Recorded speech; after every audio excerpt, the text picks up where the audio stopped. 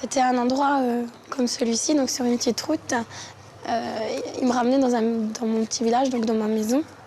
Et il a arrêté la voiture sur le bas-côté de la route. Et puis,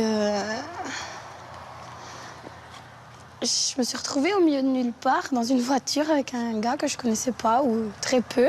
Et puis, il a commencé à m'embrasser. Et puis, il a retiré les vêtements que je portais à l'époque. Il savait que c'était ma première fois, parce que c'est la seule chose que j'ai réussi à dire, en fait. J'ai dit, mais... J'ai quand même dit, je veux pas, hein. Je l'ai dit. J'ai dit, je veux pas, j'ai jamais fait. Puis il m'a dit, mais tu verras, ce sera bien, je serai très doux avec toi. Et puis à partir de là, je me suis laissée faire, quoi. Mais à l'intérieur, je hurlais, hein. Je disais, non, je veux pas, je veux... Non, c'est pas comme ça que je le veux pas. Ça doit pas se passer comme ça. Il a pris ma première fois, et puis il a pris tout en même temps, quoi. Donc pour moi, maintenant, faire l'amour, c'est une signification qui reste bien vague. Donc, Pascal avait 15 ans quand elle a perdu sa virginité sans l'avoir désirée. Une première fois forcée, suite à laquelle elle s'est retrouvée enceinte. Au départ, quand je me suis rendu compte que j'étais enceinte, je l'ai pris comme une bonne nouvelle. Parce que je voulais pas être face à la réalité, face au fait que je m'étais fait abuser pour ma première fois et puis qu'on m'avait volé cette première fois. Et puis j'ai pris ce bébé comme une bouée de secours, un moyen d'échapper à la réalité. Et puis pendant les premières semaines de ma grossesse, j'étais contente. Et quand je me suis rendu compte que j'avais que 15 ans, que j'étais trop jeune, que j'avais pas fini l'école, que j'avais pas de moyens financiers, pas de papa pour mon bébé, je suis revenue à la réalité, ça a été très dur. Et puis après, tout s'est enchaîné. J'ai été à l'hôpital, j'ai dû voir un psy, et puis j'ai subi une IVG. Quand je suis ressortie de l'hôpital, j'étais vide. J'avais perdu ma première fois, j'avais perdu mon bébé. 8 ans plus tard, Pascal est maman d'un petit Théo de 4 mois qui l'aide à panser ses blessures. Oh là là. J'ai commencé à faire le deuil de mon premier bébé quand je me suis retrouvée enceinte de Théo. Donc au début, ça a été très très très dur parce que j'avais tellement peur qu'on me reprenne une deuxième fois mon bébé que je n'arrivais pas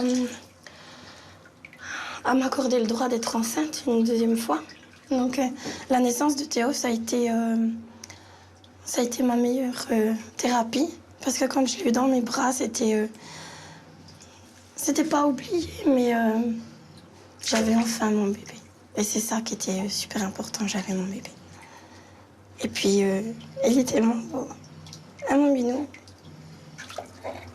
Tiens la baleine. Elle est belle ta baleine. Mais avant de retrouver le bonheur, Pascal est tombée dans la dépression. À 16 ans, elle arrête ses études et multiplie les aventures d'un soir. Alors c'est ici que je traînais quand j'avais 15 ans, après mon viol. Donc on se retrouvait dans un petit local là-bas derrière. J'allais dans les bars, je restais ici pendant des heures, en hiver, en été, jusqu'à tard dans la nuit. Et puis comme ça s'était mal passé avec ma famille, on m'avait traité de putain, de traînée. J'ai commencé à me comporter comme une pauvre fille, quoi. Par rapport à la sexualité, moi j'étais devenue une fille qui couchait sans histoire du lendemain, qui faisait ça sans amour, Je me salissais en fait, je me ressalissais par-dessus. C'est un peu comme une belle peinture, puis on rajoute du noir par-dessus pour qu'on la voit plus. Puis moi j'étais ça. Plus j'allais avec des hommes, plus on me mettait du noir dessus, plus je devenais invisible, moins on me voyait, plus j'étais moche. Voilà. Oh, bah laisse-la là, on fera après. Depuis qu'elle vit avec Laurent, Pascal a repris confiance en elle. Mais dans l'intimité, il lui arrive de revivre sa première fois. Alors il y a des jours où j'ai des flashs qui pourraient remonter.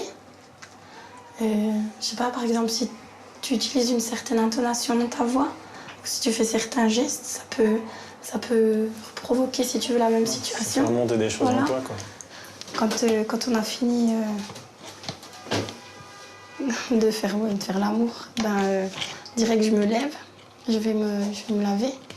Donc rester à côté, faire des câlins comme ça, c'est dur. Parce que ça fait remonter trop de choses en fait. Je me sens sale. Et puis, c'est pas que c'est plus lui, c'est l'acte en fait qui reprend le dessus. C'est plus l'amour, c'est l'acte. Puis il faut toujours que ce soit dans la lumière. Ouais. Parce qu'il faut que je te vois. Parce que ça, c'est vachement important, le fait que je te vois, sinon... C'est pas que j'oublie que c'est toi, mais il y a trop de choses qui remontent dans le noir. Ouais. C'est devenu une habitude, si on veut bien, puis... Voilà, c'est ça qui mais c'est pas pour autant que je t'en veuille ou pas, quoi. Ouais. Je t'ai connu comme ça, je t'aime comme tu es, toi. Donc j'accepte tel quel. C'est vrai que des fois, j'aimerais bien que tu essayes de gratter un petit peu plus pour ça, de savoir, enfin, de t'intéresser un peu plus, puis te demander pourquoi, dans certains moments, je suis peut-être plus absente, ou je vais pas bien, ou j'ai pas le moral. Et puis, ouais, ça me ferait du bien. Bah oui, mais des fois, je vois que t'es pas bien, je te demande ce qu'il y a, et puis j'ai pas de réponse. Alors des fois, c'est pas évident de... Pourtant, j'insiste, mais au bout d'un moment, bah non, tu pars, tu fuis le problème. Il faut pas que ça prenne le dessus sur le reste. Non. Parce que vous êtes plus beau que ce qui m'est arrivé. Bah ouais, donc... je te le dis assez, des fois, qu'il faut regarder plus devant que derrière, alors... Oui, je sais. Allez, faire un câlin. Oh. Voilà.